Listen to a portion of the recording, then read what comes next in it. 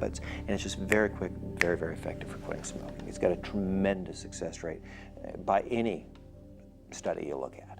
I closed my eyes and I was told this story. You walk down, this path, and they're talking to you about everything that you see.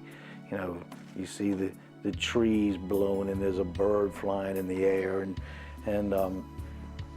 then you walk down to this pier, and the pier has 30 steps, and we're going to count those 30 steps, and you get down there, and now you're going to get in this boat, and you're going to row over to this island.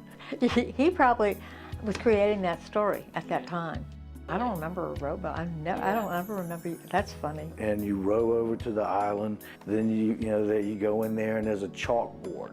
But you count the steps to get to the chalkboard, and then you get up there and you write, "I'm not going to smoke." And then you turn around, and you get back in the boat, and you row, back, and you walk back, and then kaboom, you're out.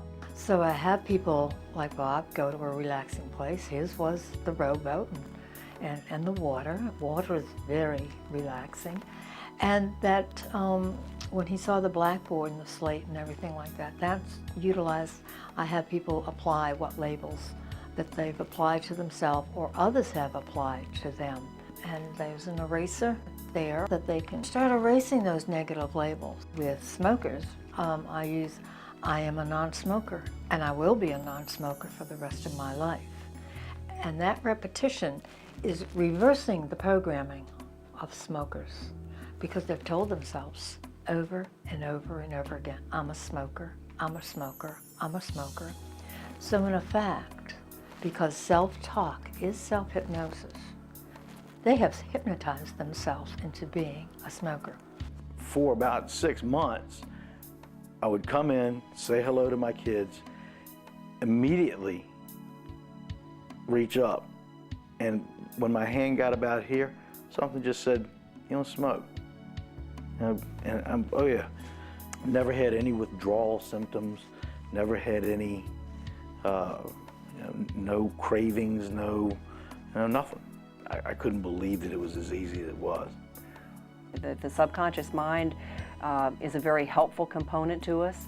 It thinks it's being a very good subconscious mind to support the program that you have. And if the program that you have is that you're mortified in front of people, or you're afraid of snakes or needles, it thinks it's being a very good subconscious mind to support that, because whatever you believe, your thoughts and behaviors, is what it assumes you want. So this is a process of changing the program, more or less saying, "No, that isn't what I want.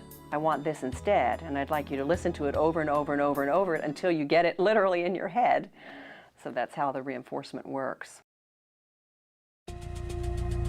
Hypnosis is wonderful for pain management, especially situations where people just don't want to be on drugs forever. If you've got chronic pain, it can help you separate the suffering from the pain. Where pain is a neurological situation where it's just feedback from your body that something's going on, but suffering is the subconscious interpretation that this is bad.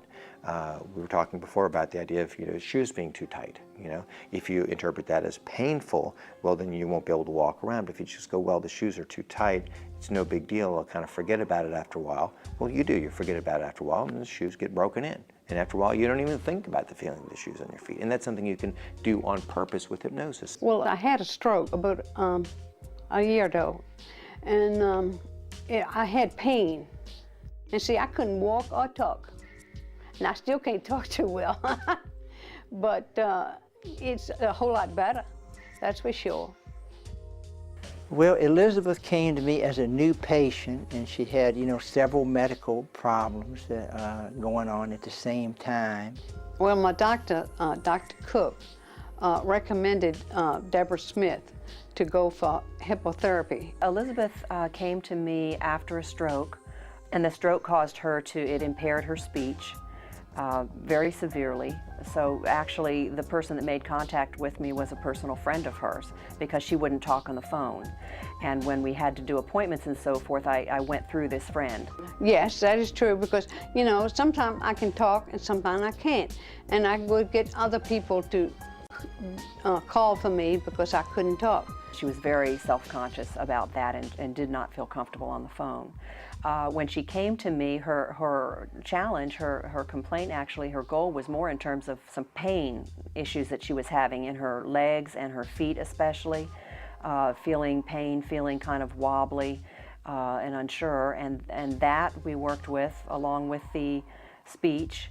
I didn't think we could rely on hypnosis for everything, for every single problem, but that it could help with some of the symptoms.